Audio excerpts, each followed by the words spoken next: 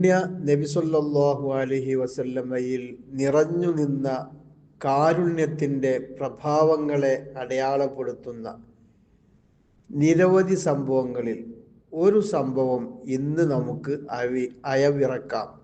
യമാമയിലെ സുമാമയുടെ സംഭവമാണ് ഇന്ന് പറയാൻ പോകുന്നത്. ഇസ്ലാമിക പ്രസ്ഥാനത്തിൻ്റെ ബദ്ധവൈരിയായിരുന്നു സുമാമ.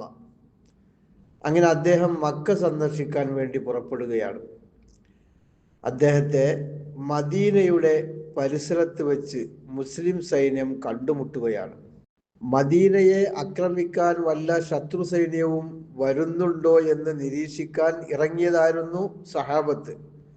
മുമ്പ് കണ്ടിട്ടില്ലാത്ത ഈ അപരിചിതനെ, അതായത് സുമാമയെ, അവർ പിടികൂടുകയും മസ്ജിദുൻ നബവിയുടെ ഒരു തൂണിൽ ബന്ധിക്കുകയും ചെയ്തു.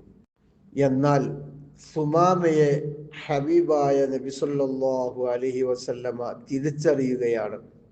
അനുചരന്മാരോട് അവിടുന്ന് പറഞ്ഞു, നിങ്ങൾ ബന്ധസ്ഥനാക്കിയ ഈ ആൾ ആരാണെന്ന് അറിയുമോ? ഇതാണ് സുമാമ ബിൻ ഉസാൽ. യമാമയിലെ പൗര പ്രമാണിയാണ്, സമ്പന്നനാണ്, അവിടുത്തെ രാജാവാണ് എന്ന് വേണമെങ്കിൽ പറയാം. അത്രയും പ്രമുഖനായ ഒരു വ്യക്തിയാണ് ഇദ്ദേഹം. ഇദ്ദേഹത്തോട് നിങ്ങൾ മര്യാദകളൊന്നും കാണിക്കരുത്, മാന്യമായി പെരുമാറണം എന്ന് പറഞ്ഞിട്ട് നബി സല്ലല്ലാഹു അലൈഹി വസല്ലമ തൻ്റെ വീട്ടുകാരോട് സുമാമയ്ക്ക് വേണ്ടി ഭക്ഷണം തയ്യാറാക്കാൻ ആവശ്യപ്പെട്ടു. അങ്ങനെ അത് നൽകുന്നു. അവർ അദ്ദേഹത്തിന് ഭക്ഷണപാനീയങ്ങൾ നൽകി മാന്യമായി പരിചരിക്കുകയാണ്. പിന്നീട് നബി സല്ലല്ലാഹു അലൈഹി വസല്ലമ സുമാമയുടെ അടുത്ത് വന്ന് വിശേഷങ്ങളൊക്കെ ചോദിച്ചു. എന്തുണ്ട് വിശേഷം സുമാമ?